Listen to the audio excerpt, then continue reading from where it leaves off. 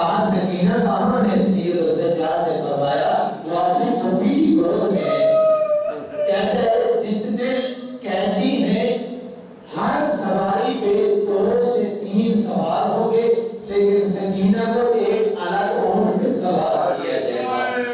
اس بدبخت اذیت دینے کے لیے اس ننھی سی منڈی سی سکینہ کو ایک الگ اونٹ پہ اس کی چھوٹی چھوٹے ہاتھوں کو باندھ دیا، اتنا خون گرا۔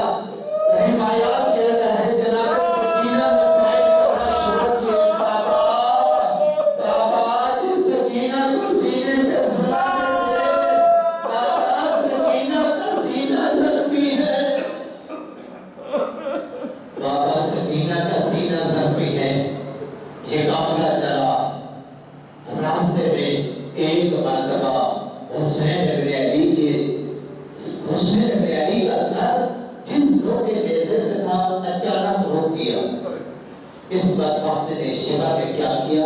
ایک تازیانہ اٹھایا، سید السجاد کے قریب آیا، سید السجاد کے قریب آ کر کہتا ہے سید السجاد آپ بتائیں یہ قافلہ کیوں رک گیا ہے؟ آپ کے بابا کا سر آگے کیوں نہیں بڑھتا ہے؟ سید السجاد اپنے بابا کے قریب ہے، بابا میری پشت امتا زیانے بردار نہیں کر سکتے، بابا میری پشت زیانے بردار نہیں کر سکتے، بابا بتائیں آپ کا سر کیوں رک گیا ہے؟ اس وقت حسین ابن علی کی آواز میں سید السجاد میری بیٹی سکینہ گر گئی ہے،